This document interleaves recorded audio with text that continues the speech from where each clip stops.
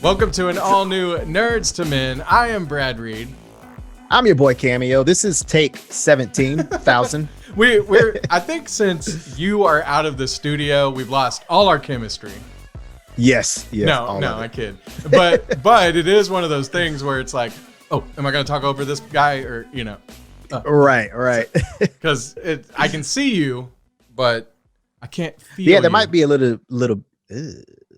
Yeah. Do you need to do your lily lollies? That's in broadcasting school. That's how we started off vocal coaching. Was you had a bunch of different Peter Piper picked a pickle pepper. Yeah, lily lolly, lolly lily, lily lolly, lolly lily, red leather, yellow leather, red leather, yellow leather. Yeah, stuff like that. Yeah. Sometimes I hear people still do those before they go on, and I always think it's hilarious when I see people do it like in the movies or something where I'm like, yeah, that's what I do, or I don't do it now. Right. We're professional. We're so far into this game now, Cameo. Man, we got this in the bag. Yeah, because and for all you juniors out there who are juniors in radio or podcasting, right? When you've done it as long as we have, because I'm almost 20 years in to broadcasting. You're not far behind. I'm like a few years back. Yeah, so you can get away with doing things that, say, like when I teach people, I always tell them to write their breaks down. Don't just go in there thinking you can do it all by memory. And you can tell because they're stumbling all over, whatever. Yeah. Now, I don't do that anymore, but I still kind of have a general idea before I start something of what we're going to say or whatnot. But right. You know how it is when you're first starting, you're out like, oh, what do I say? And then by the time you're 20 years in, you've got all your go-tos. Right. I mean, I remember the first time I cracked the mic on Wild. I was so nervous. Yeah. Like I was like in it. I was like, yeah, this is what I'm gonna say. This is what I'm gonna do. This is blah blah blah blah. And then when I hit the on switch, game over. I was fumbling, stumbling. Man, it was not fun. So the first shift on air I ever did was on Kiss FM. It was like a Saturday night. And I'm not going to lie, okay, so I think I've maybe told you this before. I don't drink. I like to do the smoky smokes, but I don't drink. That night, I had like 2 or 3 before I went on the air. Oh, yeah? I mean, I wasn't drunk. Believe me, I was not drunk. But I was a little loose enough that I was like, all right, let's do this. Right. But the other time that I had to do that, also to do with radio, one time when I was on the Phil Drew and Casey 2 show, they had like a thing where all the people had to vote on out of me, Phil, and Drew, who was going to do an opening number for Thunder from Down Under. Not the Thunder team. Right. The strippers. So who won? Who did it? Well, I don't believe I won. But because Phil and Drew weren't going to do it, they forced me to do it. Yeah, because I'm the stunt boy in this situation, so that's kind of right up my alley. So me and Casey Summers went out. I did it to a song from the Lost Boys called "I Still Believe," which I'll put a clip in for the edited show. And I had a couple. Now, I didn't go I wasn't wearing the jock straps or whatever they wear. But I got down to like not my boxers. I had basketball shorts under my jeans. Oh, okay. So, I was shirtless and I made tips. I mean, I made like $20, $30 in tips. So nice. Yeah. Nice. Yeah. The ladies there, they were fun about it. So, but I had to have like a couple of beers ahead of time because I was like, Mama didn't raise a stripper, so. Yes, she did. Well, yeah. But I know you twerk. Oh. Get out of here. Oh, I wish you would teach me how to twerk. Shoot, I don't know how. You do too. You lying. No, I don't. You are lying. I bet you could learn it easily. You got all that dance background. You twerk. Sir. You twerk. I know. Like you got out of the shower one time and you looked over and you were like, Damn. Oh. Look at that cake. Oh, I feel like Miley Cyrus. If you ever say that, you're done. You're over. All right.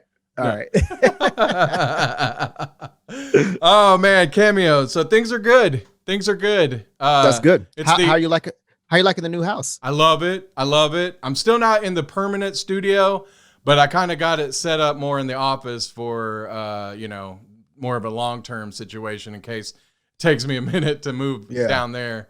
But I love it. I went and bought a green screen. Mm-hmm. I got a really dope Rodecaster board for our show. Yeah. We were using a good board. I'm not gonna lie. The Behringers, they're good boards. Mm-hmm. I think they're better for like maybe going and doing like remotes, or we used them a lot in our football and basketball broadcasts because they're affordable. Yeah. So that means you're giving up a little bit of quality. And so all the time I'm having to edit our shows and try to fix the sound. And that's been a battle, but this bad boy sounds really good. And it was made specifically for podcasting. So, okay. Hey, I noticed you're disappearing a little bit here. Yeah. So I wanted to mention that this episode is brought to you by Mountain Dew Black. It's actually, oh, there it goes.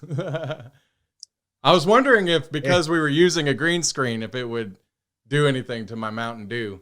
And it did. Yeah. Wow, that's pretty neat. Black like my soul, Mountain Dew. It looks like you're holding an invisible bottle. Yeah.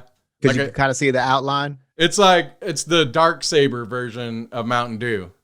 That's what they should do. Right? Yeah, I'd drink it. Diet Mountain Dew, though, for all of you who are checking, I still get people asking me how my health is going, and I'm doing really good. So, saw a good buddy of ours today. Yeah, Jeremy Scott Miller. Nice. Yeah, he's out and about doing things. I won't tell what he's up to yet, but we may end up, talking about it on the show or something. Okay. And he was asking me a question. I didn't know if you even knew this, so I thought I'd bring it up real quick. Okay. People all the time ask me, they say, where did Gog go? And truth be told, Gog, he works for a TV station. He was going to school. He just had all kinds of projects that he's been involved with and still has.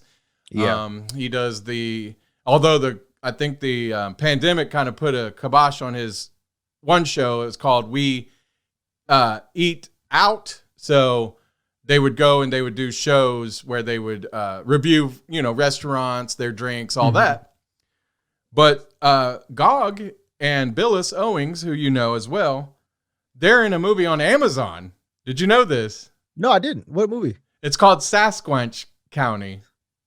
Oh, really? Sasquatch. I don't know. Yeah. Yeah. Another guy in the music scene, and I know him too, Lincoln Grubbs.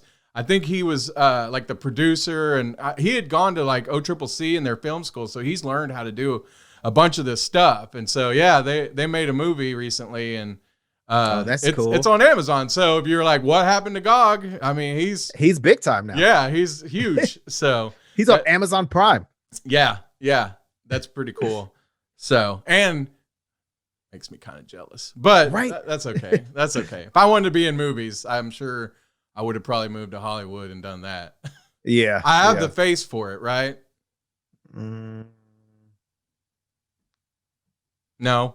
Okay. Well, that pregnant of a pause either means that we lost you or I'm dog ugly, and I don't want to know if it's part 2. So no, you're puppy cute. So look at that little puppy smile. Oh yeah. I'm gonna screen cap that and make it my profile picture. Instead of the Gerber baby, you're the Gerber adult. Well, I want to get paid then. Hey, give me my Gerber money. All right, Cameo. There's a few things we're gonna get into on the show today. Right. We got news, nerd updates. We got to talk about Soul. which came out on Disney Plus, and we're going to talk about Wonder Woman 84, which we're going to kick off the show with right now. So if you haven't seen that movie, spoilers, I would log off right now. I would go watch it on HBO Max, or I wouldn't. If you listen to our review, I wouldn't watch it. But yeah, don't do that. Don't waste your time. But if you want to be informed and you're like, hey, I want to watch it before I hear what these guys, why they say they didn't like it. 2.5 hours that you will never get back. Yeah. You know what? That's our review. Thanks, guys, for tuning in. Yeah. To make a long story short, my holidays, they weren't the greatest. My wife, for a moment. My wife. Yeah, you had to. All right. I have to put that on this pad on the board so that we can play it. Yeah. Yeah. But anyway, so my wife thought she might have COVID. So we had to cancel all the stuff, you know. She's had a couple tests since then. She's good. My dog, Nanook, was in the hospital over the weekend. What? Yeah, he had he got a tapeworm, which dogs can get if they swallow a flea, because I guess we had fleas at the rent house. Oh, no. And he swallowed one, got a tapeworm. Well, that had caused his immune system to get all out of whack. His white blood cells count was like really high.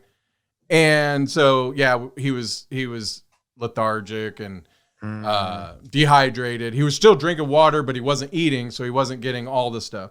So we had to take him, and he's back home now. He's good. That's good. But out of all those things, Wonder Woman was the worst thing about Christmas.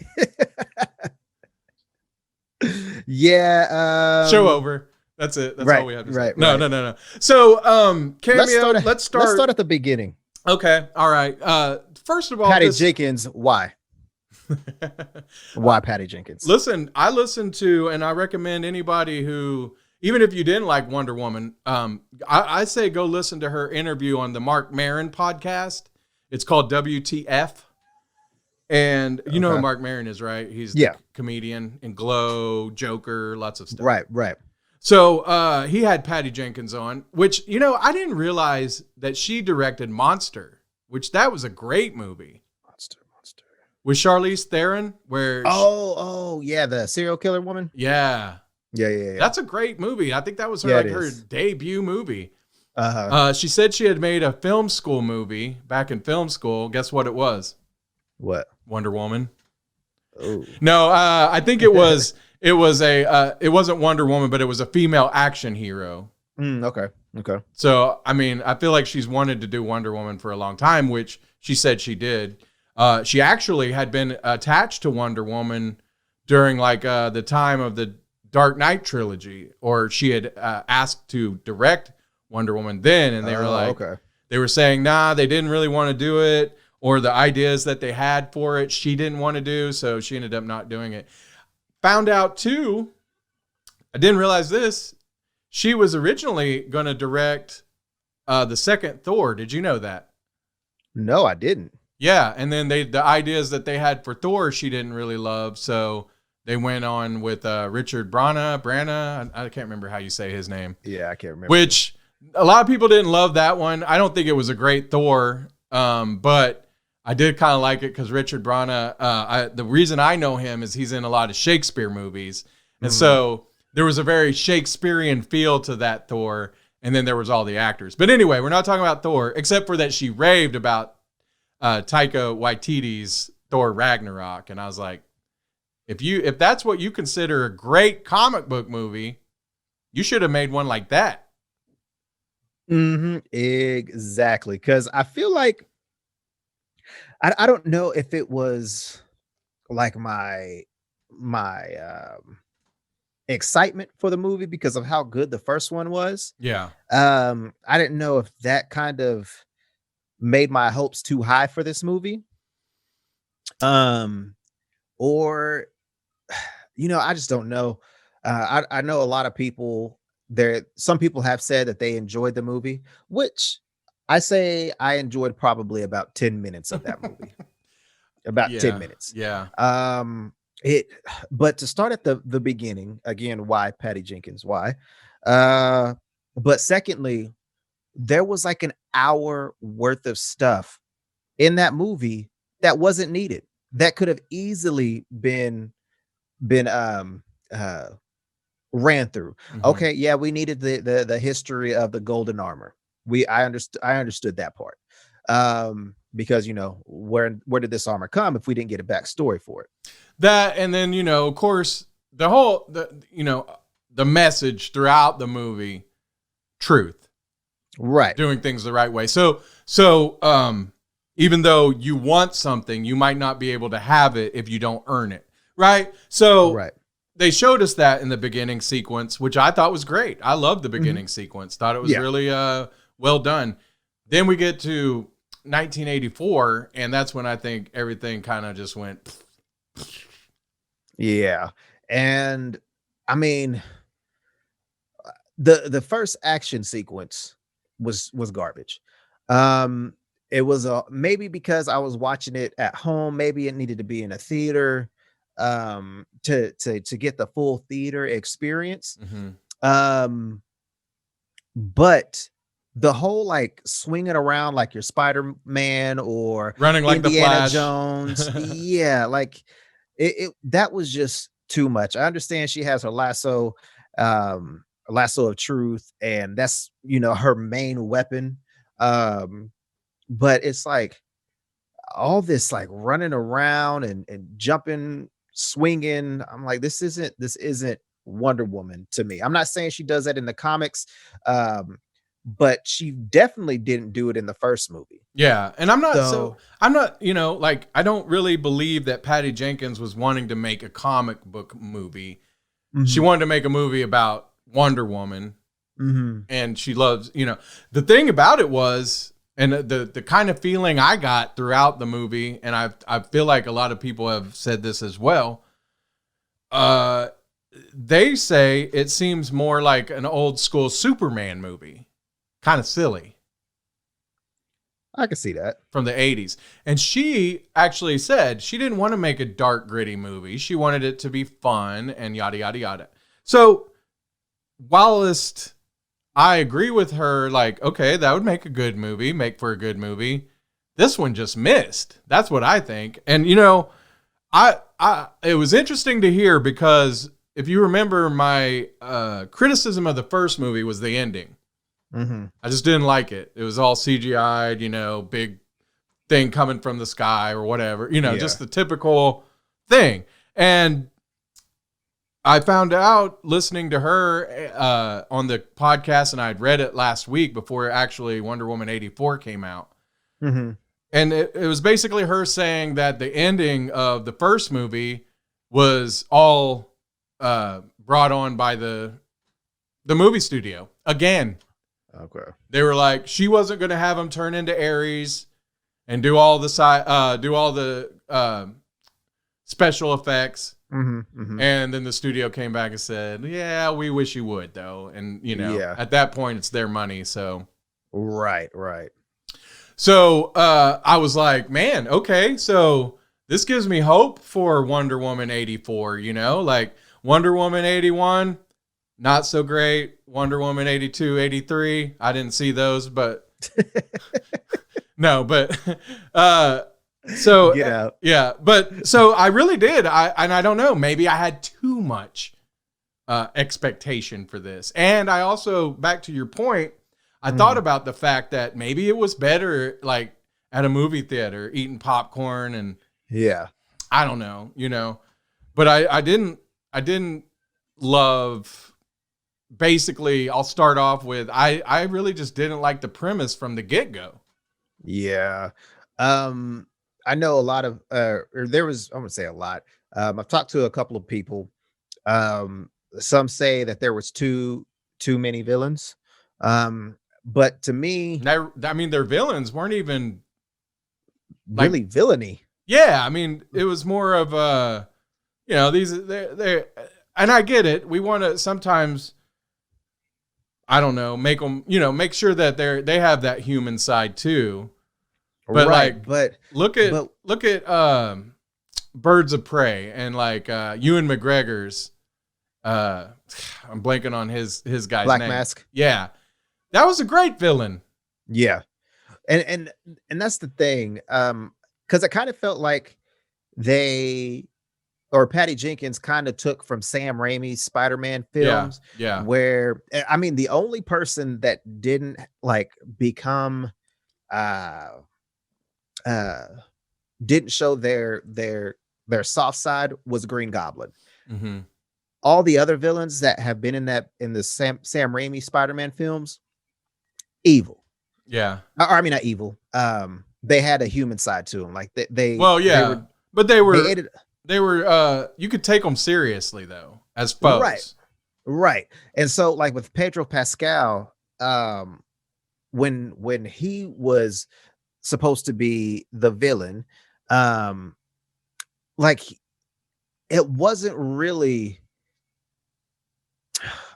I don't know. Like it wasn't. He wasn't more of a villain than he was a guy down on his luck, and he wanted to be somebody.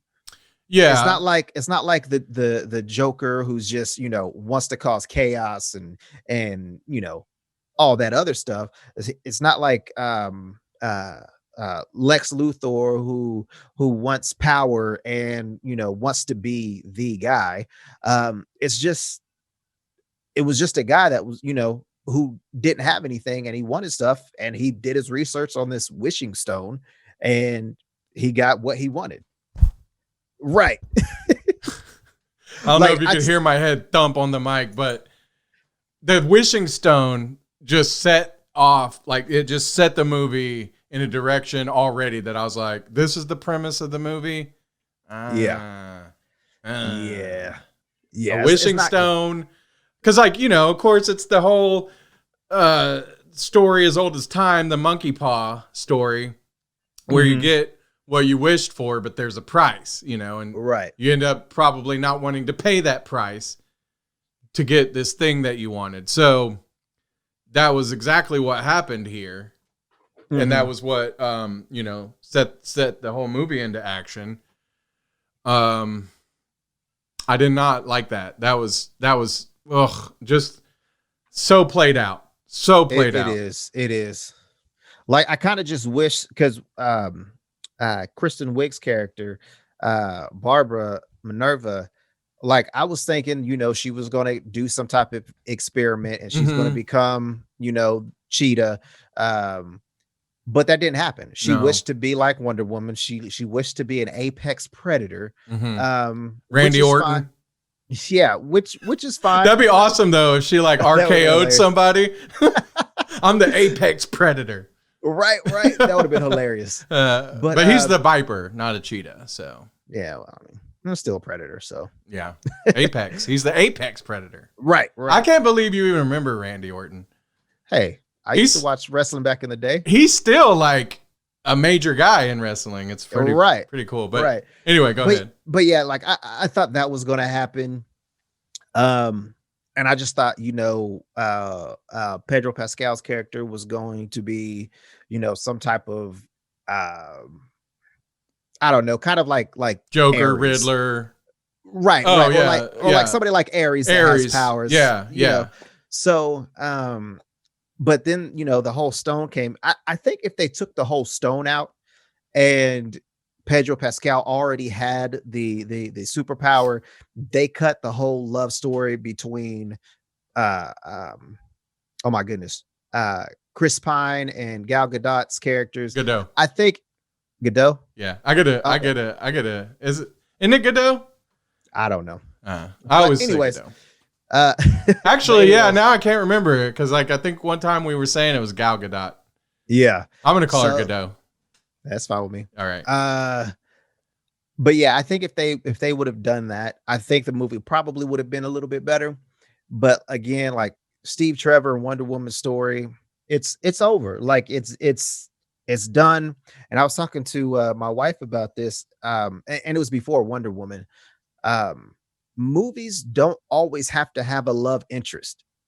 I understand, these characters in comics have their love interests.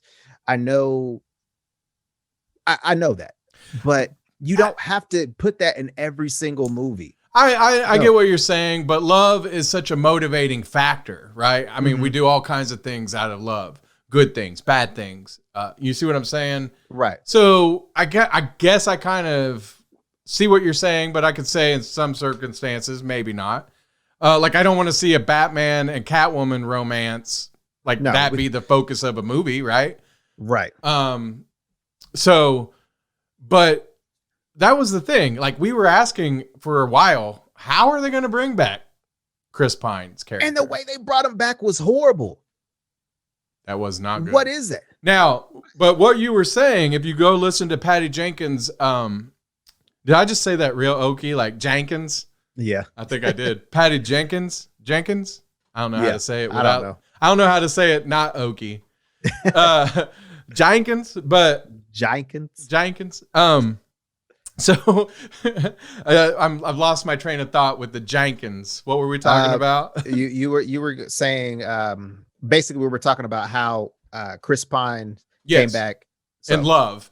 So on the Mark Maron podcast, he asked her, and it was a great question. He said, when you're making a superhero movie, are there boxes that you got to check off? And I was thinking she would be like, no, I'm just going to make whatever movie I want to make or whatever.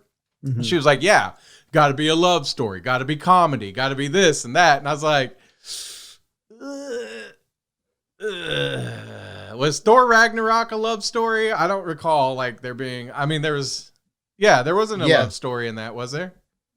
The first Thor there was, right? And the second Thor. The third one, I would say it was more of it was like a family, you know. Yeah, family love. And I'm cool with that. Yeah. I'm talking about like, you know, if it's a woman who, if it's a main story about a woman, I feel like any movie that has a female lead always has to have a male to either to make her a better person or that she's chasing after, but she's still the lead. Like I feel like that's, you know, you don't need to do that. And so it's like kind of what you were saying just now. She was also talking about how what makes her different as a female director. And I really agree with her that her or somebody like her needs to be in charge of Wonder Woman, right? I mean, right. Like as a guy, especially a white guy, I have the privilege basically of saying that I don't really care about representation. I don't need a role model. I've been inundated with that since I was a kid. Luke Skywalker, Han Solo. You know what I mean? Right. Like just all of these white dudes. Yoda. I don't know. Frank Yoda, Oz? I don't know. Was he who? White? I never Frank Oz, wasn't he the voice of Yoda? Yeah. But but no. But so I mean, I get when people are like super excited about a movie because, you know, hey, my daughters don't get to see superhero movies that reflect them. And so I'm cool with that. But she was saying like, you know, like men in general, like if they wanted to set up a supervillain woman, you know, they would probably have it to where she got raped or something. And she just is tired of that because it's always the same thing. And I was like, yes, I could see what she's talking about. But then again, that's not exactly, but pretty close to what she did was with Kristen Wiig, because she was being attacked by the drunk guy. Who knows what that would have led to? And then Wonder Woman saves her. So, which was the kind of drove Kristen Wiig into wanting powers and, you know, to become Cheetah. So I was like, well, you're criticizing that, but you're also, and then like I've heard from a woman that like the beginning where everybody's just kind of catcalling Wonder Woman and, you know, Gal Gadot, Diana, as she was walking around, like it was just so much that they felt like they were being hit over the head with it. And I was like, I get it, you know, and I think it set up the end where she runs into the guy and, you know, she tells him like, I like your outfit. And so he's not like, oh, you like my outfit? I guess we're going to hook it up. You know, he was a nice guy and blah, blah, blah. So that was cool. You know, they were saying not all of us are pieces of trash, but. Right. But like, I don't know. I feel like from her perspective, it's like, yeah, I mean, yeah, that was a big part of it, but that didn't necessarily bother me. Mm-hmm. But I didn't know that it, what did it really do for the movie? Honestly and truthfully, to me, I feel like if they were, I don't know, I think it might have helped it just to prolong the movie.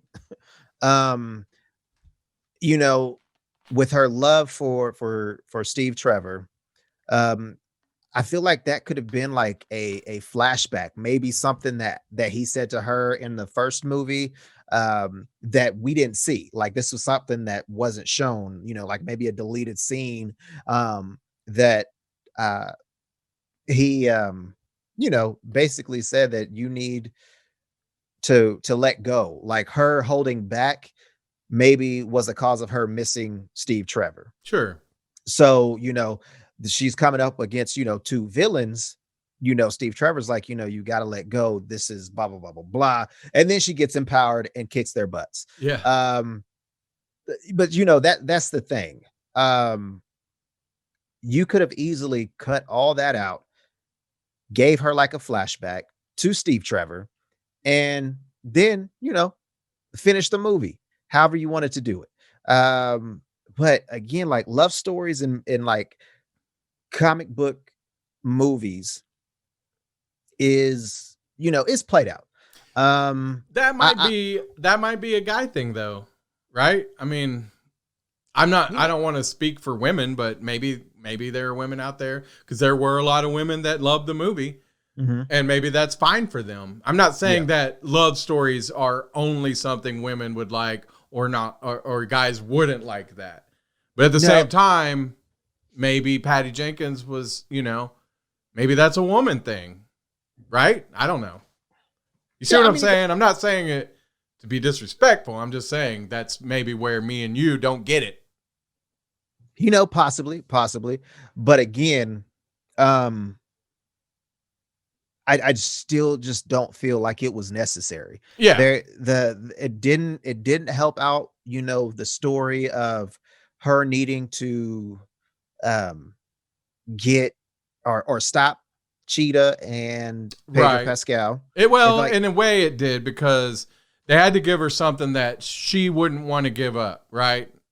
Like what would that be? And so that was something that she had to struggle with, because again, go back to the beginning, the truth of the matter was he wasn't alive, and this wasn't his life to live, because he was basically possessing somebody. And so she had to make basically the sacrifice of giving up what she wanted to save the day. So I feel like in a way it did set it up for that, but in another way, like what you're saying, was it needed? And then again, the whole premise of it being because it was a wishing stone, just yeah. You know what I feel about this movie? What? I feel like it would have been right at home in the Berlanti verse on CW. Yeah. If we were watching this on the CW, it'd be amazing. Yeah. But since it's a movie and we've already kind of like, we're looking forward to the Suicide Squad, we're looking forward to the Justice League, and then we get this movie, it's like, oh God, what do we?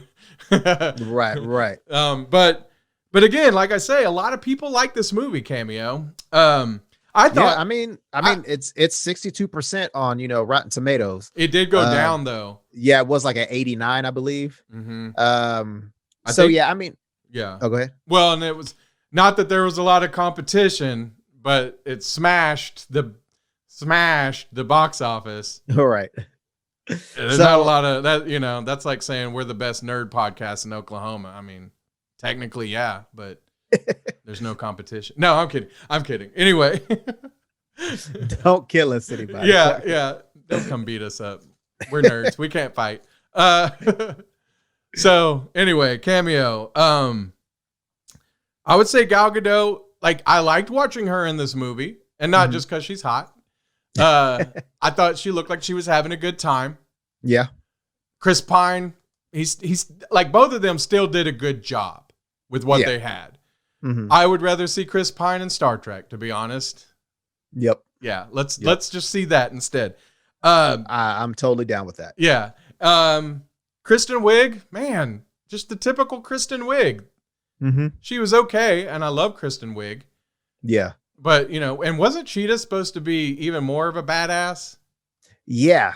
And for the most part, I think she was. Mm-hmm. But she didn't get enough screen time as her villain. Yeah. Yeah. Which probably will come later. Hopefully. But I mean, they're already, Warner Brothers already greenlit the third Wonder Woman movie. Mm-hmm. So who knows what's going to happen. Mm-hmm. Which I thought was interesting on a side note, because I really thought when they announced that Patty Jenkins was doing Star Wars, that she wouldn't be going back and forth. Mm-hmm. Like I figured she was like, Wonder Woman, the first one didn't do so good, like with the ending and all that. Yeah. I don't know. I mean, I'm guessing she thinks this one's a smash, but a lot of people did not like it. Yeah. I want to say, about 60 to 70% of my timeline were people saying Wonder Woman 84 was trash. Yeah. I mean, but they were saying, there were a lot of people that said, no, it's fun and it had a message and you're just not used to good fun movies in the comic book world because they've been so depressing and heavy. And Shazam is a perfect example cameo of doing that and doing it right. That was a great example. I'm sorry too, like Ant-Man is like a comedy. Ant-Man and a romance, right? Yeah. There's some romance in there. So I mean, it's not like it's not like it can't be done just with those two examples. Yeah.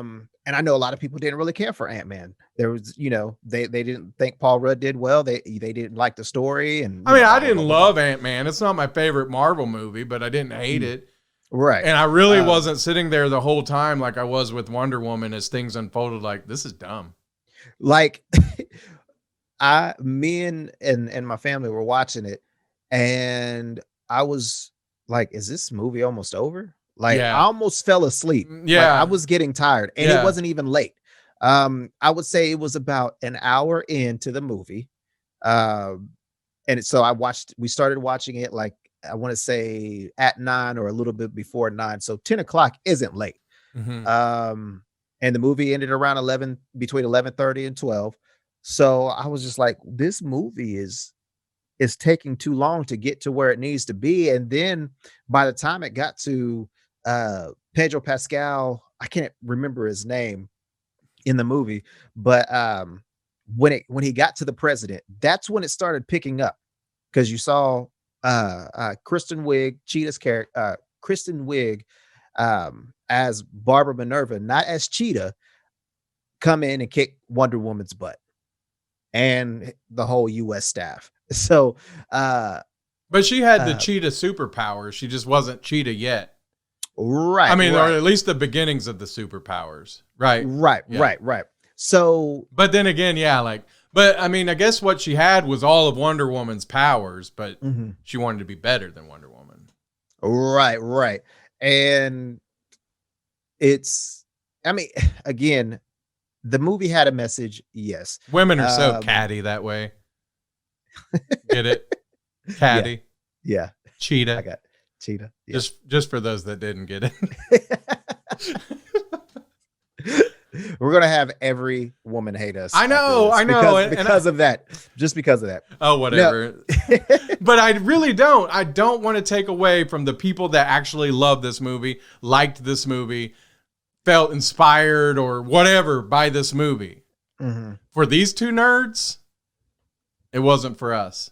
No, it wasn't. And we've said, sometimes everything isn't for everyone, right? Right. And I don't mean that like you should exclude people, but I'm just saying some people aren't going to like everything that you do.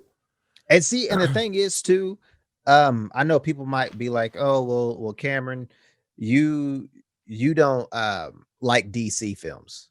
That's a lie. I love Shazam. I loved Aquaman. I loved all of Christopher Nolan's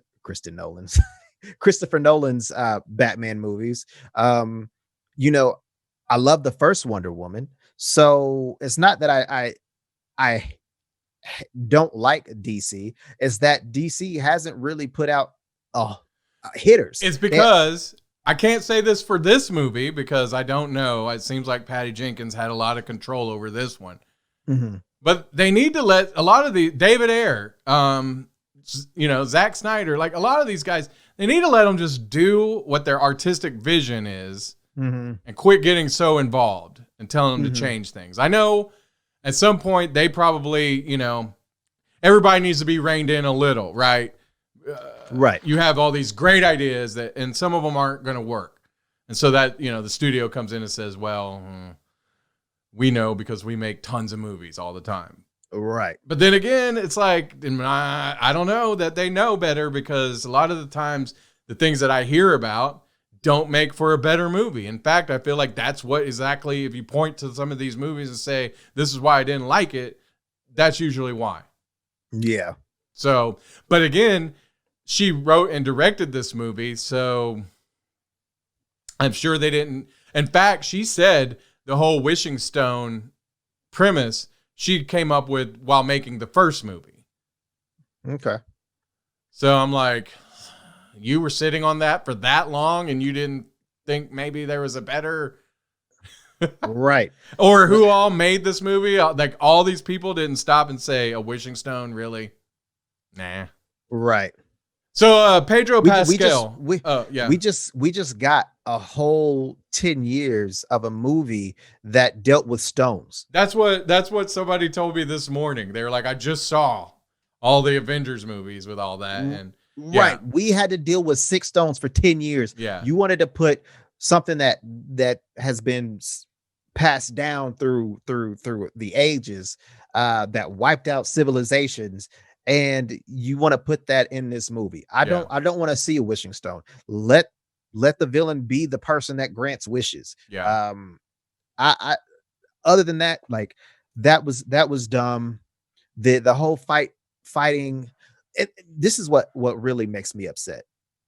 The fight between Kristen Wiig, I'll just call her Cheetah and Wonder Woman at the White House was 1,000 times better than the fight they had at the end. Mm-hmm. It was so in your face that it was just like, why am I even watching this? It was dark. Half the time I couldn't see where Cheetah was, because she blended in with the background. And maybe that's what she was going for, because cats, blend in with their surroundings and not all of them, but when they get ready to pounce, maybe that was the whole deal. But again, this is a movie. You can't do that unless you're going to have basically set this up in the prior to their last battle sequence. Right. Right. And then, her not even fighting Pedro Pascal at the end was just like, come on now. So let's talk about Pedro for just a moment, because I really wanted to like him in this movie. Mm-hmm. And for parts of it, I did. Maxwell Lord is his name. Okay. And then there were other parts where I felt like, I don't know, like he was overacting or something. Like, trying too hard or whatever. Like, I don't know. I just didn't buy it in this movie. And I love him as the Mandalorian. But I saw another Netflix movie a couple weeks ago that he's in. I can't remember the name of it. As a space movie or something. I don't know. He was in another movie that came out. Wasn't that great. Okay. Well, he was in another movie that came out on Christmas Day too. We Can Be Heroes. That's on Netflix. It was a kids movie, but I mean, I think I'd heard something about that one. I'll check it out. He did pretty good. I want to like him. I just didn't love that movie, and I don't know if I didn't love him so much in what he chose to do with it, or if I just didn't like the movie. I don't know. And I did hear a story about Pedro Pascal playing the Mandalorian. He I don't know how true it was, because I didn't really go into too far in depth in reading this article, but he felt like he was hindered from acting because 100% of the show he has his helmet on. Yeah. So he doesn't get to, do those facial expressions. He has to, do that with his body And his voice. I mean, there's voice and his acting voice, too, yeah. Yeah. So, and maybe, he finally, took the helmet off and he was like, yes, I finally get to act again. Yeah. Yeah. I And mean, so maybe that's what, I don't know. I'm not saying it was horrible. I'm not even saying the movie was horrible. I'm saying that probably I'm willing to admit that it wasn't made for me. But then again, who are you making it for? Because we are the people that watch this kind of stuff. Right. But I'm not going to take away from the people that love it. I've heard people that I expected to not like it that liked it. I've heard people I expected to not, to like it that didn't like it. So, it's very polarizing. Yeah. And I'm not sure. I would like to maybe have somebody on maybe as a second follow-up that loved it and find out exactly why they loved it. But this is a movie. I'm not going to give any Kevin Smiths. I'm not going to give any Jokers. I'm not going to say it was horrible. I'm just going to say I'm going to give it nothing because I'm never going to watch it again. Yeah. So that's my feeling on it. Man, I don't know if I could spend 2.5 hours again watching that. I felt like at times I was bored by it. I felt like times I was like mystified by what I felt like was just cheap writing or whatever. And just sometimes where I thought it was stupid. It seemed stupid. Now, like I say, Gal Gadot, Chris Pine, Kristen, they looked like they were having fun with this movie. But I didn't have fun with them. So no. That's where I'm going to leave it. What your final thoughts or any more thoughts? Yeah. Your thought. Get out. My final thoughts on this movie. There were some things that I did like. I did like, talk about what you did like though, because I mean we bashed it for a little while, so right. I did like the acting in it. I'm a big fan of Kristen Wiig. I think what she brought to the table as Cheetah was good for what she was given. Wonder Woman, Gal Gadot, however you want to say her name. I mean, she's amazing as Wonder Woman. I don't think she was born to play Wonder Woman. Don't get me, twisted or anything. I think she is good for Wonder Woman. I'm pretty sure there's some other women out there that could do it better. People have mentioned this, like I don't know who they think, like Gina Carano or somebody like that. No, but people have mentioned that they thought Wonder Woman, like Gal Gadot in particular, wasn't like like a muscular type. They don't buy her as a superhero, basically. But Patty Jenkins, she Leroy Jenkins, she wanted somebody more feminine. And and Wonder Woman has been depicted at so many different styles. There's different styles to Wonder Woman because there's different comic book creators that drew her, and not all of them were muscular. There were some that you could see that she was a muscular Amazon woman. Even in the DC animated films, she's not muscular.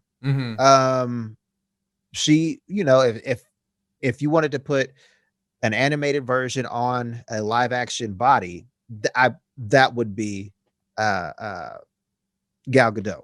Yeah. But again, the things that I liked, the message was good.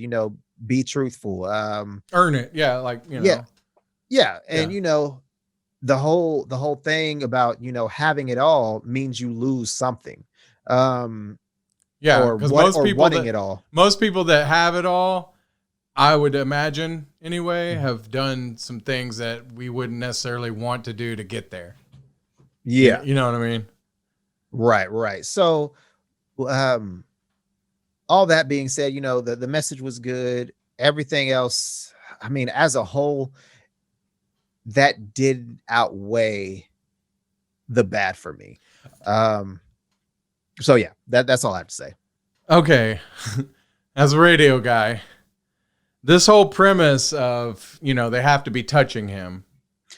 And so the end where he's going to broadcast, so all those particles will be touching people. I don't think that's how it works. I don't think we're sending out particles in our radio signals. Are we? Or our TV signal? I don't know. I don't know. That seemed just so unrealistic in a comic book movie, whatever. You can have realism and unrealism or whatever. It doesn't have to be all realism, is what I'm saying. Yeah. But that seems stupid. That's his workaround, is that the particles from the broadcast of his face and voice is what touches, like physically. No, I was out. I was out on that. That was dumb. So I didn't know if anybody else caught that, but yeah, I was like, I don't know. Yeah. I don't know. Yeah. So if you're a big fan of like the old Superman, the 80s Superman, and see, here's the thing. Like, some people are probably like, he just doesn't like Wonder Woman. Well, no, I don't read the comics, but the show back in the day, I loved Wonder Woman. Loved Linda Carter. Because, and I've said this before, when I grew up, I didn't go to comic book shops. I didn't even know that was a thing. But I knew the Wonder Woman because of the show. I knew the Incredible Hulk because of the show. I knew Batman because of the show, Right.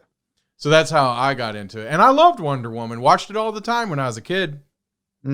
But this one is, like I say, my final thought is either it's not for me or might not be for anyone. But I probably won't give this one a second watch. No. I hope the third one's better. That's all I'm going to say. Yeah. That's what I said about the first one, though. So, Cameo, let's jump into some nerd updates that kind of spin off of this. HBO Max has announced that they're doing like how many superhero movies a year? 4, 5, 6? 5. Yeah. Golly. So. 5? As I can't remember, I had it up, but it was at least 4, right? And then they not only announced that. I mean, this is a year. For how many years? I don't know, but they're coming with it. But then on top of that, and I think it's going to follow the same model of releasing on HBO Max for at least the first 30 days. But not only that, so all of those shows will get a spinoff, or movie. So like Aquaman gets its own spinoff show. Batman, we already have seen the Batman going to have the Gotham PD show on HBO Max, but Superman, I'm guessing, is getting his own, like all of them. I heard Green Lantern too, and The Flash. One that I would be interested, and I think I'd like to see it, just because he hasn't got as much play. Cyborg. Yeah, I'd love to see that show. Yeah, me too. But you mentioned this when we were talking about it off the air. It's the Marvel plan. Yeah, it's Disney Plus. That's what they're doing. But that's HBO Max. I'm here for it though, right? And and this is what I liked about when they did Daredevil, Iron Fist, Luke Cage, Jessica Jones, and Punisher. I loved 13 hours of a movie. I love it.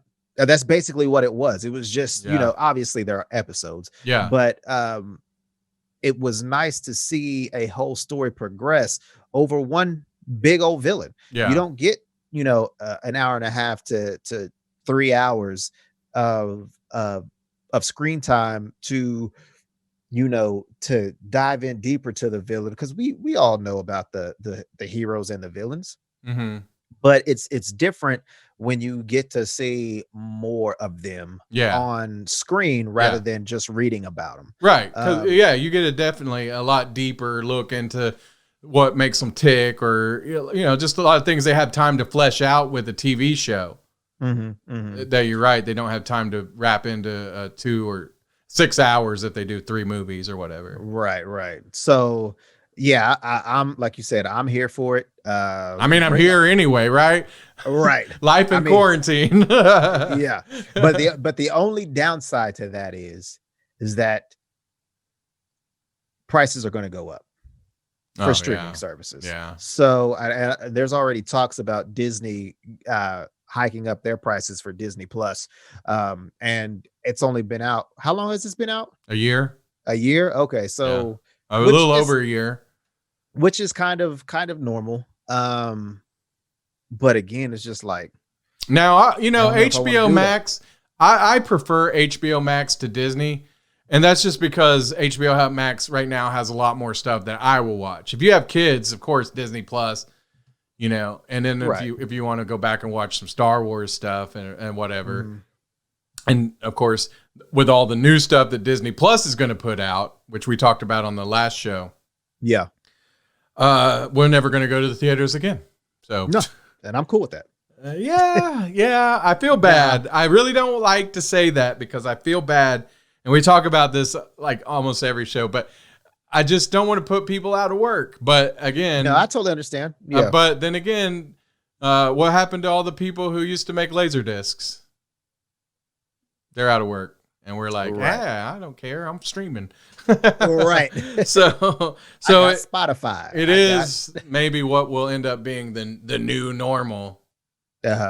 Which, but things change. Yeah, you can honestly and truthfully get the same as much money as people have spent at the movies. They basically, I could tell you, I have spent so much money at the theaters that I could probably own my own theater. Well, they raise the price of their food and drinks, and so it's way cheaper to sit at home and watch it. And right, you can have a beer, you can have an adult beverage of some kind, like an adult tokey toke, right? And you don't have to worry about putting on pants, right? Maybe sometimes you want to watch a movie naked. I mean that's how I watch every movie naked. I'm not going to judge you.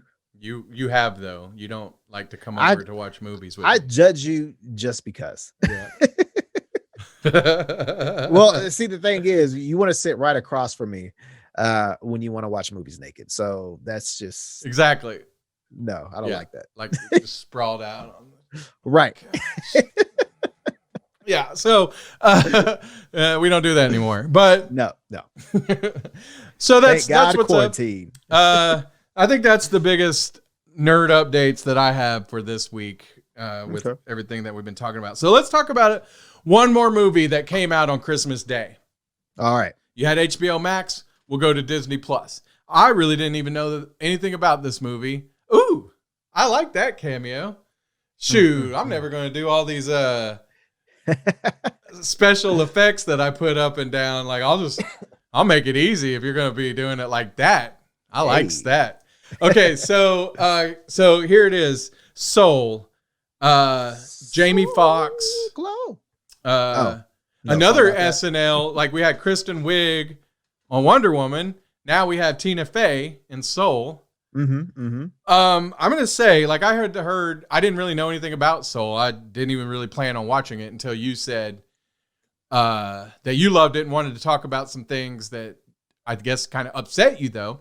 And then like Jeff Poole, guy I know, he was saying like he loved it. If you love music, you should watch it. I was like, well, I do. Yeah. And I loved Soul. I should have watched that instead of Wonder Woman. I'm kind of mad that because my family and I watched Soul first and then Wonder Woman. I wish we would have done that backwards. Yeah. Because it ended like my wife and I ended up like bashing the movie because she didn't care for it either. Wonder Woman. Wonder Woman, that is, yeah. And so, and see, just real quick, I watched it with a lady, 2 ladies, and you watched it with a lady that all 3 of them were like, nah. yeah. Okay, go ahead to Soul. Go ahead to Soul. But anyways, yes. So Soul is amazing. I think it's great because, you know, this was the first Black lead Disney movie, Pixar movie, I should say. So it's right then and there, as you know, it's I'm going to, you know, hold it to a higher standard. And it didn't disappoint. Like you said, the music was awesome. I'm not a huge jazz fan, but I will say I do love live music. I don't care what it is. I've been to.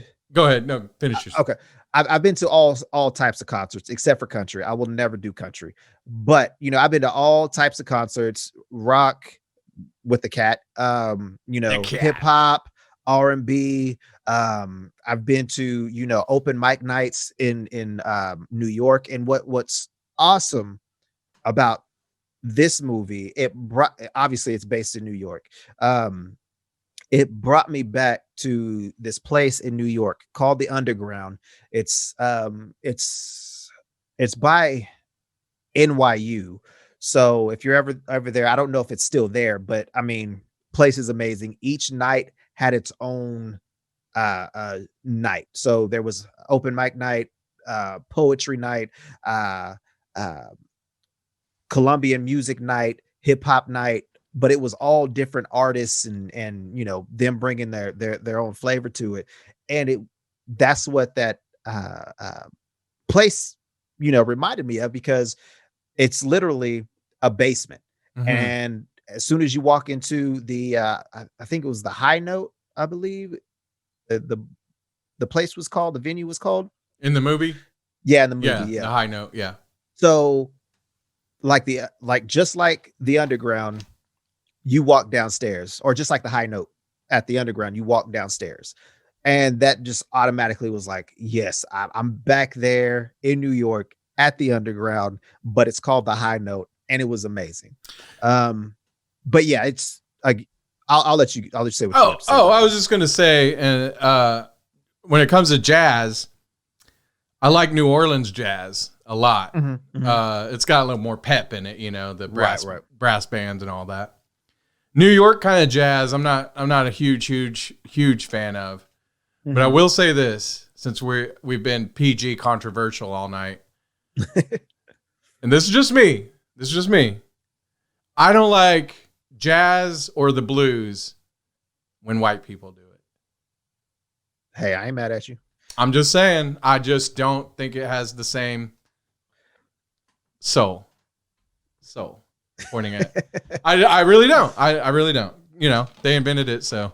But yeah, I don't. I've seen, who was it? Oh man.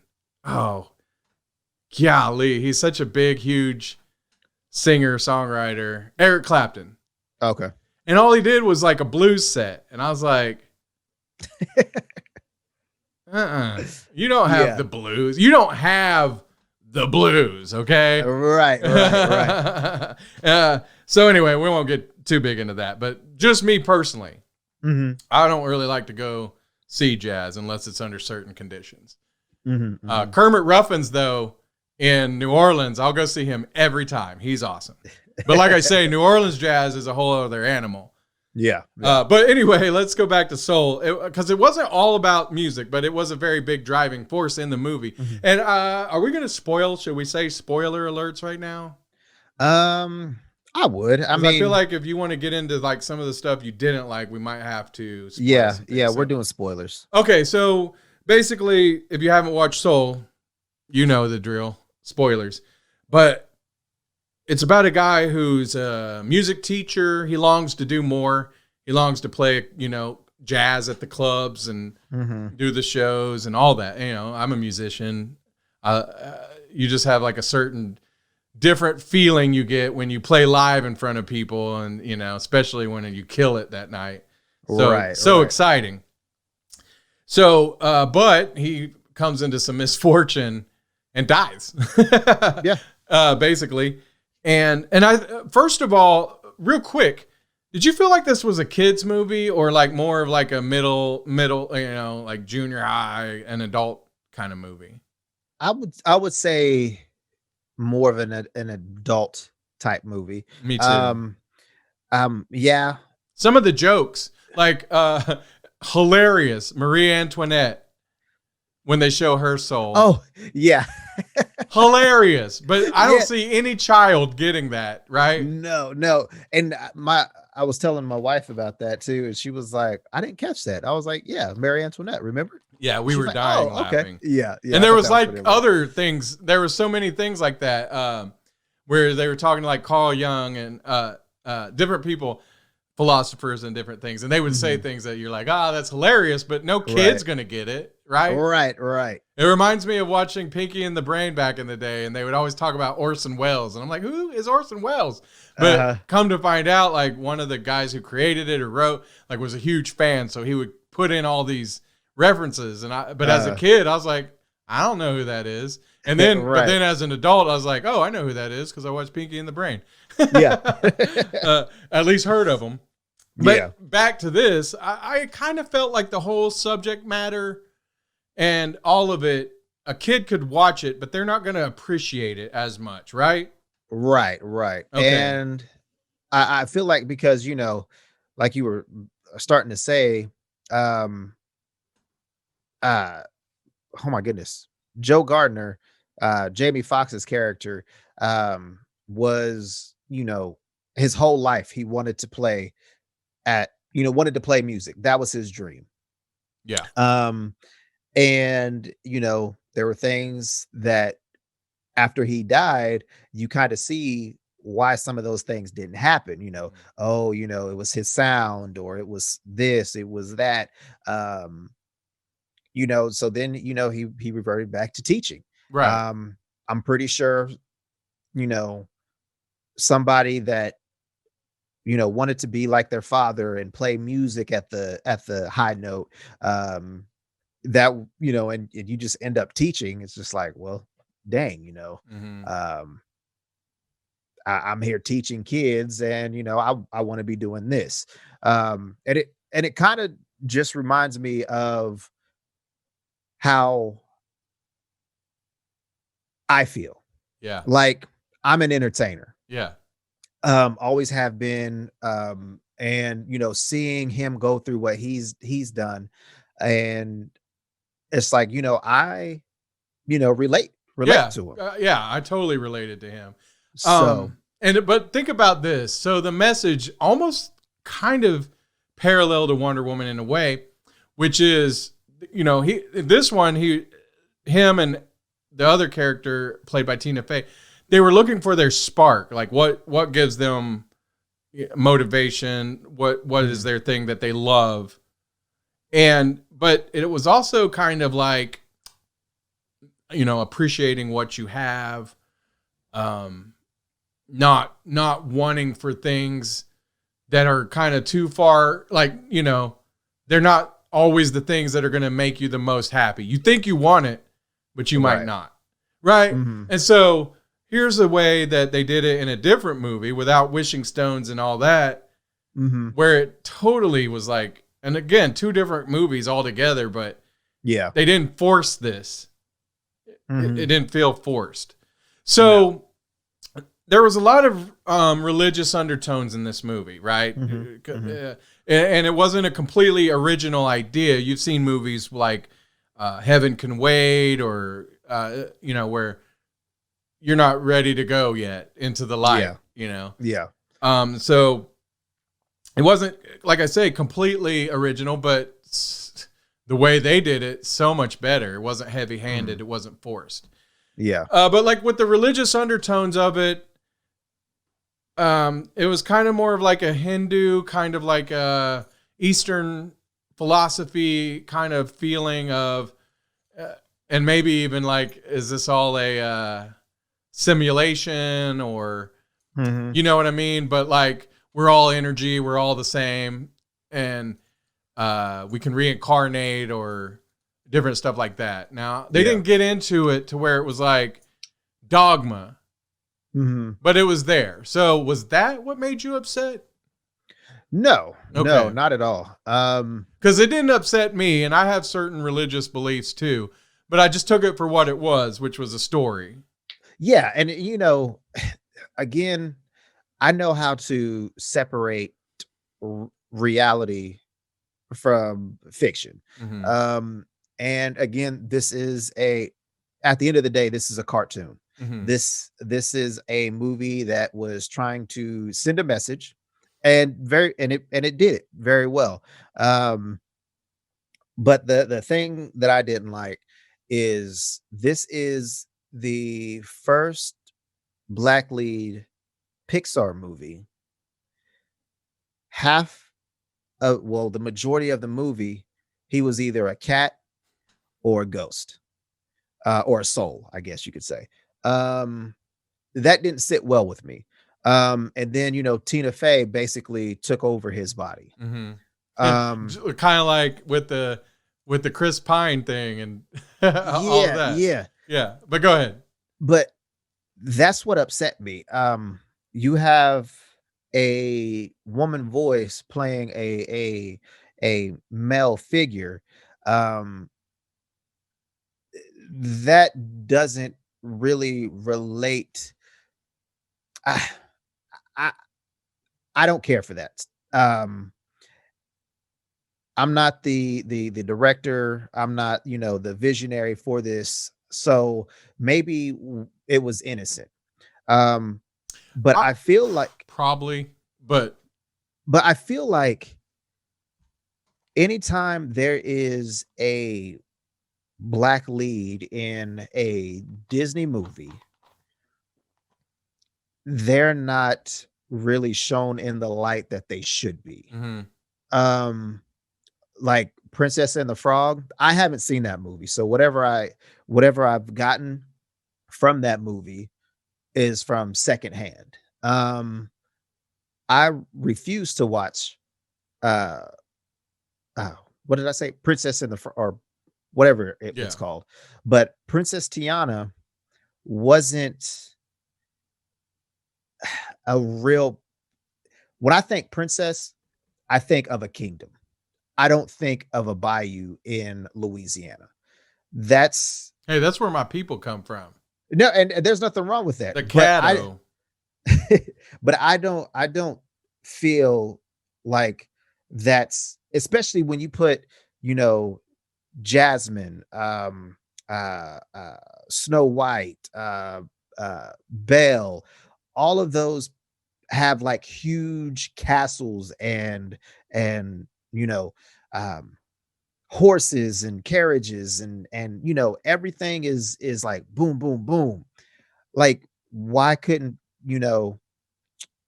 her character be princess somewhere in Africa, or Jamaica, or somewhere where there's a predominantly Black community.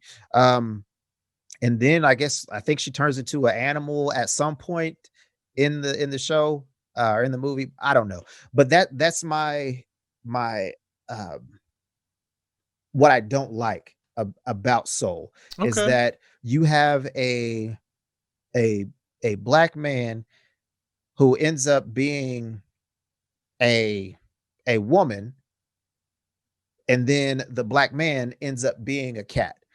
Maybe that's how the story would have to proceed or whatever. But again, I feel like they could have done something else. Like maybe because how they fell into the bodies because I forgot how it happened.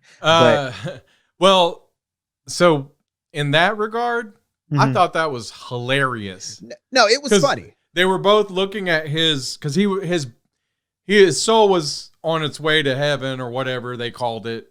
Paradise, the afterlife, great beyond. But they were looking at his body in the hospital, and they had like a therapy cat. There you go. On the bed, and so they're like, whatever, let's go. And they jump in. And so, yeah. And I just thought, and so he ends up in the cat body and she ends up in his. Yeah. Now, I get what you're saying. And I obviously can't argue with your interpretation. Mm-hmm. I, of course, didn't see it that way. So I'm depending on you for how you felt about it. Right. Mm-hmm. So I wouldn't have interpreted it that way, but that's interesting to me. Yeah. And like, don't get me wrong. I'm not bashing the movie. I love the movie. Mm-hmm. That's just one thing that I didn't like about it. I feel like what you're saying is they could have done more with the fact that, here's a person of color who's leading this movie, but you feel like they could have done more with that. Yeah. And my whole, like, they could have easily done another, maybe, shoot, I don't know. Maybe a young black child that was leading another child, I see even what you're though saying. though it was, she wasn't technically born yet. But he did have to mentor her. Right. And that could have easily been an awesome turning point to where it could have been like, you learn a lot from kids. And that's the thing, because not only did Jamie Foxx's character learn from Tina Fey's character, it was vice versa. And that's the thing. Like, I wish it would have came out differently. And I know a lot of other people have felt the same way about the whole, body switching. Oh, really? So you've heard this from other people too? Yeah. That's interesting. Yeah. That's interesting. But again, I'm not taken away. I love the movie, but that was just like again, it's that was just one thing I didn't really care for. Mm-hmm. So I just think if you're going to have a black lead character, let them be a black lead character. Let his soul look like him. I mean, the only thing that you could really tell that it was him is because of the hat and glasses. Put his face like they did with Muhammad Ali, with Marie Antoinette, with Plato, or whoever the other people were. They actually had faces, but he didn't. I thought for a second you were going to say, let his soul glow. Oh, I said that at the beginning. Did you? Yeah. What is that? That's Coming to America, right? Yeah. So there was a song, right? Wasn't there a song in there? Let your soul glow. But yeah, again, I mean, like, if you're going to have him in his soul form, put his face on his soul. Yeah. But again, they didn't do it. So it's like, but we're going to make you a cat. Do you think they were trying to say that, like, once we get there, like, there isn't race, or, I mean, there's still gender though. So, I don't think so. You don't think that's what they were trying to say? No, because again, with the, I can't remember all the other soul forms that tried to mentor 22. Mm-hmm. But which one that stood out was Muhammad Ali. Mm-hmm. He had, his haircut, his face. So it's kind of like, why didn't you give Jamie Foxx's mentor character that same look? Yeah, because if you look behind your left shoulder there, you can see what he looks like when he goes to heaven, as opposed to, now move to the other side, what he looks like in both his earthly incarnations. Right. So, yeah, I mean, I get what you're saying. I like I said, that wasn't, and this goes back to the earlier thing about Wonder Woman, where I come from a place of privilege in a way, because I don't have to worry about that. Like, it's been all my life, white men, or whatever, that men in general, that I don't have to worry about representation or all of that. So I wouldn't interpret it that way, but I'm glad to hear that, your thoughts on it, and kind of educate myself and others on, how these movies look to everyone. Now, go ahead. Okay. And I was going to say again too, and this is reaching, and I'm not saying this at all. As a matter of fact, I'm just not going to say it. But what I will say is, if a woman was going to play a black man, why would you pick a white woman to be a black man? Maybe it was. Oh, go ahead. Why not, get whoever's hot right now? I mean, get Tiffany Haddish, get Regina King, get Taraji P. Henson, And those are great ideas. I will say the reason I think that maybe they had decided to go that way, and it could have been many things, right? Mm-hmm. It could just be that they wanted to give Kristen Wiig something to do. Or not Kristen Wiig, Tina Fey. Yeah. And so, like your suggestions, I love those. I think that would work.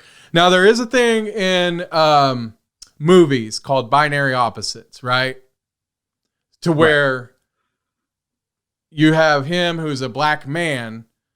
So in order to get the most out of the body switch, what's the complete opposite of that? A white woman. Right. So that's kind of maybe like it might have been lazy, right?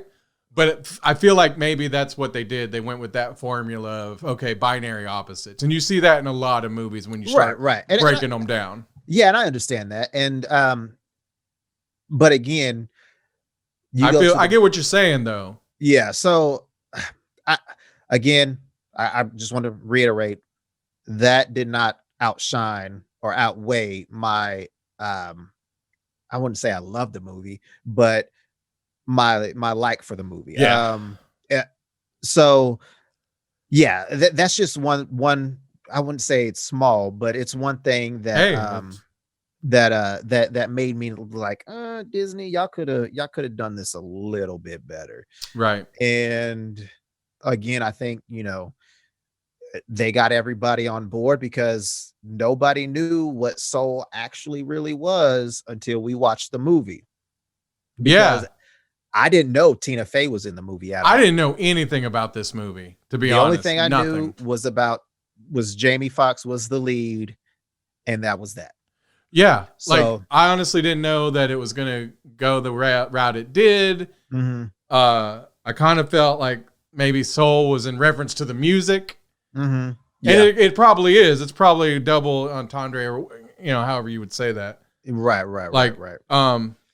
But so it dealt with the music and then the actual souls. But I just felt like I felt like I loved this movie. Like I do like Pixar movies because a lot of times they'll make a movie that kids can like, but there's also stuff in for adults. Yeah. Whereas I'm not like a big cartoon kind of guy. I like the DC animated stuff, but that's for, older kids like us. Adults. Yeah. I'll put it adults. Yeah. But like the Pixar movies, I usually enjoy, the Shreks, stuff like that. And so I felt like this was a good one for adults, a real good one for adults to watch. And I think that if we're at the end here, I would give it after what you've said, I'll give it 2.5 crying Kevin Smith. Yeah, that's what I was going to go with, 2.5. But there's also one minor thing that I wish they would have done. Let's hear it. So this is the end again. Spoilers. So we see that Jamie Foxx gets his body back because he did something that was, unthinkable. He got 22 a spark. Pass. Yeah. And she's now on Earth as whatever she is. I kind of wish that when he walked out of the high note, because I think that was the end scene, right? He was walking out of the high note, or he was walking out of somewhere. I can't remember. But I wish that he would have saw a little child that made him think or it insinuated that was 22. I agree with you. And I felt like that was what was going to happen. But I think my son pointed out that she had fallen to Asia or somewhere. Oh, okay. But I was with you. I kind of thought there would be like some kind of nod, but I guess, being that once you get here, the idea is that you don't know about the time that you spent right before. Right. So right. Well, and that's the thing too, like, or maybe saw something that reminded him of, her, whatever. That I kind of wish they would have done that. But yeah, the movie was great. I wouldn't say I loved it, but I did really, really like it. I just think that Disney and Pixar should, if you're going to have a black lead, let them be a black lead. Mm-hmm. Again, like I was grapping about, his soul form could have had his nose and his mustache and all that. But yeah, I mean, there's just some things that are nitpicky.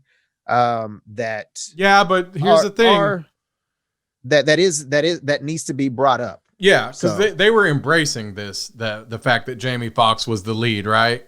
Yes. Yeah. So they need to, I don't know. I don't know that they didn't, but they need to make sure that they're listening to that community too, and making sure that they're handling it in a way that honors the community that they're trying to say, hey, and not just be it like maybe, and I'm not saying they did, but maybe maybe not try to make it a gimmicky type thing. Right. I'm not saying that I felt like they did that, but I'm just saying it sounds like what you're saying is they could have done more. Yeah. So, yeah. All right. I agree with that. I mean, I can live with your assessment of that. You know what I mean? Like I said, yeah. I have a different way of interpreting things, obviously. So but like I said, I'm glad to hear those things so I can think about them. Our listeners can think about them. And hopefully the Disney executives who listen to this will think about it, right? Right. Yeah. Right. Yeah, there you go. And send us that money. Right. Yeah. All right, Cameo. I think that wraps it up for us. Guess what? Chicken butt. Yeah, that too. This will be, and I'm endeavoring to get this up. It's Tuesday when we're recording this. What? This is the last show of 2020. What? Yeah. So I'm hoping to have this up on New Year's Eve, December 31st. Okay. So I can edit it tomorrow. But the last show of 2020. So wow. We didn't do our nerdies this year. Maybe we'll do those in January. Yeah. There wasn't a whole lot of things to right. give awards to. But you know what? We're alive. And we're able to make podcasts. To entertain you. Yeah. We can watch our movies at home. Thank the Lord. Yeah. So there's things that we can definitely be happy about. Put our faith in higher beings and give our praise and say thank you, And at the same time, that doesn't take away from the people that didn't make it through 2020. I'm very sad about that. And people that we know. That's what was really weird. There was a time where it was like, I don't even know anybody who's had COVID. Oh yeah. To now, I know a lot of people and I know some that didn't make it. Right. And man, and it's like, everybody's kind of like, well, 2021 is going to be so much better. I'm like, that's next week.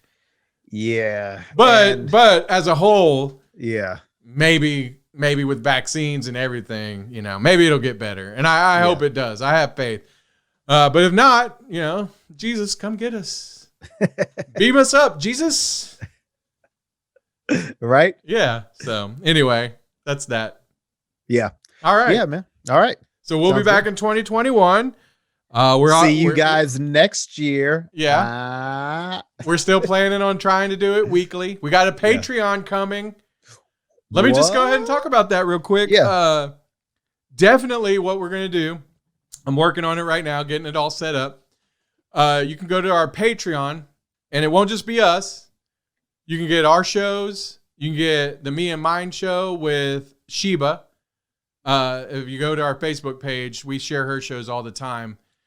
She does great shows talking to people in Oklahoma City, different artists and people who are making things happen around OKC. And then also, we were on his show before, but chilling with Mike the Comedian. Yep. And so you'll be able to go to our Patreon and get all of these shows. Then you might get like this show like tonight. Say I just throw it up unedited on Patreon and you can get it right now. Not right now. This is coming soon. Yeah. January of 2021. So we're not too far away. But you'll get, if you subscribe, and it'll be a cheap price per month. We're not going to, we're not Joe Rogan here. Right. But since you get all of these podcasts, you can get early exclusive content, all that kind of stuff. Like I say, some of the unedited stuff that you'll get a day or two early before anybody else even gets it. Yeah. So I think it'll be worth the money, and you'll get a lot of good stuff. And if you got a podcast out there and you're like, hey, I think I might want to be part of that, let us know. Yeah. We can see about working some more in there. The good thing, here's the thing about being in a band. A 3-piece makes you a lot more money than a 5-piece. You get what I'm saying? Mm-hmm. But we're not doing this necessarily. We're not doing this for the money, obviously, because we don't really do a whole lot of ads or nothing. Yeah. But I feel like this Patreon thing will be good for the people who, they want to listen. They want to get a bunch of shows that they can listen to and access to all that. I think it'll be good. So we'll give it a whirl. And if not, then whatever. We're still a bunch of podcasts that are trying to make our way in the world. So right. Yeah. So that's coming soon. And like I say, when that happens, we definitely are going to have to do like a weekly show. Mm-hmm. We might have to bust off a couple of smaller shows that you can get only on the Patreon. Some reviews, some watch-alongs. Yep. Cameo. I don't know what that is. Twerking. Yeah, he's twerking. It looked like I was riding like a bike that was. All right. Are you mountain biking right now? Twerking. So maybe a video of that. Who knows? So I don't know if they want that. They don't. I do though. I'll pay you $1 for that every month. Ooh. $1, and I get the Cameo Dance of the Month. Yep. Okay. Yeah. All right. I can do that. All right, Cameo. It's time to get on out of here. We got a great packed show. I love it. So we'll get to editing and get this out for all the people. Sounds good to me. All right. Well, always remember, put Keep a smile on your face. You need to freeze all motor functions. That's what you need to do. There you go. All right. Keep it nerdy. Wakanda forever.